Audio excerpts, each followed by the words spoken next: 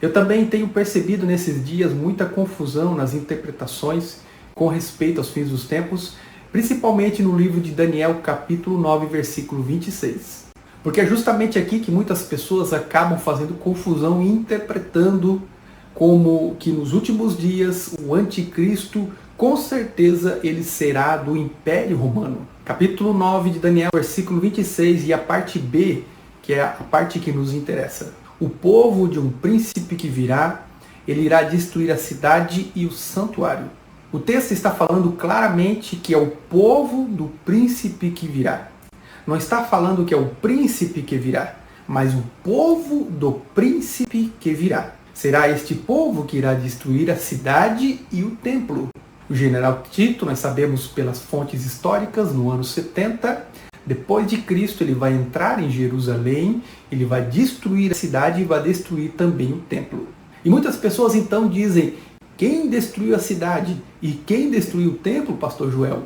Foi o general Tito. E na verdade a profecia vai dizer que quem destrói a cidade e quem destrói também o templo é o povo do príncipe e não o próprio príncipe.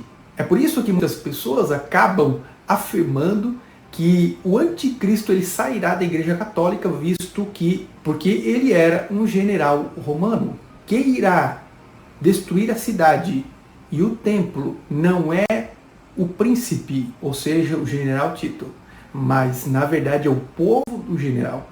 E agora a pergunta que não quer calar é: quem era o povo? Porque nós já entendemos agora, através da revelação bíblica, através da palavra de Deus, que é deste povo que sairá o anticristo. Pastor Joel, então, quem era o povo do príncipe? Olha, nós temos algumas fontes históricas de um homem que foi contemporâneo e ele viveu nessa época, ele se chamava Flávio Joséfo. Ele nasceu no ano 37 depois de Cristo e morreu no ano 100 depois de Cristo. Quando o general Tito, ele invade a cidade, e ele começa então, juntamente com os seus exércitos, ele começa então a destruir. Agora a cidade começa a destruir o templo. Quem estava lá? Flávio Joséfo. Ele foi contemporâneo e ele vivia nas proximidades e ele então descreveu com detalhes tudo o que aconteceu nesses dias. Flávio Joséfo ele escreveu um livro muito importante que se chama A Guerra dos Judeus. E no 6º volume, ele vai descrever detalhes por detalhes de tudo o que aconteceu nesse dia. O general Tito, ele estava falando e também acenando com as suas mãos, para que apagasse o fogo que estava pegando no templo e também na cidade. Mas devido ao barulho e devido a tudo aquilo que estava acontecendo, as pessoas não ouviram a sua voz e nem tampouco viram os gestos de suas mãos. No parágrafo 257, está escrito que nada conseguiria parar o furor do seu exército. Parágrafo 258 está escrito: enquanto eles estavam destruindo e fazendo todo aquele mal à cidade e também ao templo, eles não estavam dando ouvido a Tito. Isso porque eles estavam cheios de furor contra os judeus. E isso esteve acima do próprio respeito a César. Ou seja, o próprio general Tito não queria destruir a cidade e nem o templo, até porque era uma das características do Império Romano. Aqueles que estudaram um pouco de história sabem muito bem disso. O Império Romano, quando eles dominavam uma cidade, eles dominavam uma nação, eles dominavam um continente, eles entravam e eles dominavam. Eles não destruíam. Não era uma característica de Roma destruir a cidade e nem muito menos a cultura, a religião. O que eles queriam é ter domínio sobre esses povos. Então o general Tito ele não queria destruir nem a cidade nem o templo, mas o povo dele, o exército que estava com ele, eles sim é que queriam destruir tanto a cidade quanto o templo.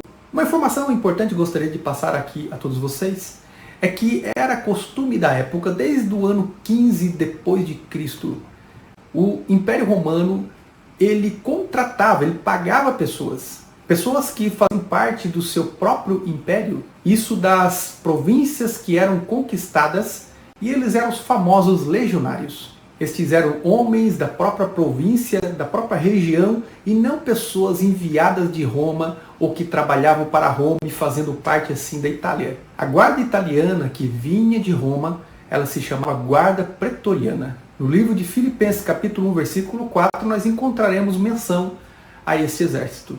Pastor Joel, então, a pergunta que não quer calar é: da onde vinham essas legiões que destruíram tanto Israel quanto Jerusalém?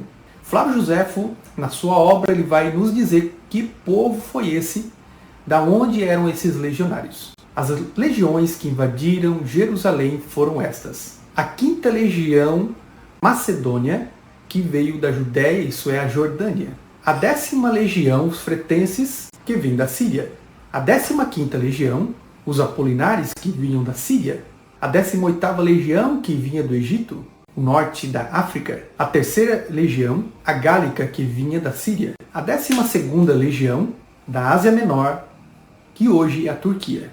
Todos esses povos aqui mencionados, eles eram descendentes de Ismael. Você sabe quem são os descendentes ismaelitas hoje? São os islâmicos.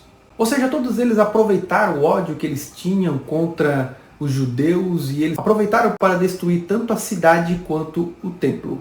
Daniel, capítulo 9, versículo 26, a parte B, nos diz: o povo do príncipe que há de vir, ele destruirá o santuário e a cidade. Isso é uma confirmação daquilo que eu estou falando até agora, que o anticristo com certeza será islâmico. Agora nós já estamos indo para a parte final e eu quero convidar você para redobrar a sua atenção. Pastor Joel, então nos diga de qual nação virá o anticristo? Aqui está a resposta então de onde virá o anticristo. Apocalipse capítulo 2 e versículo 13. Eu conheço o lugar onde você mora, é o lugar onde está o trono de Satanás. Aí aonde Satanás habita. Ou seja, nós vamos ver que esta era uma carta que foi destinada a Pérgamo. Então, onde se encontra a cidade de Pérgamo, Pastor Joel? Fica na Ásia Menor, hoje conhecida como Turquia. E a Bíblia vai dizer duas coisas importantes, que na Turquia é ali que está o trono de Satanás e aonde Satanás ele mora. Apocalipse capítulo 13, versículo 2. Satanás deu o seu trono à besta, ao anticristo. E o dragão deu à besta o seu poder, o seu trono e também uma grande autoridade. Isso não significa que ele nasce lá, mas significa que provavelmente ele se manifestará a partir de lá. Será na Turquia que o anticristo se manifestará e lá ele vai reinar com o seu trono e com o seu poder.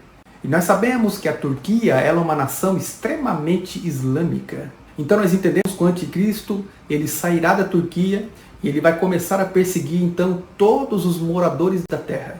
E todos aqueles que não forem arrebatados, todos aqueles que não subirem com Cristo no arrebatamento da igreja, sofrerão a perseguição e serão degolados por amor a Jesus Cristo.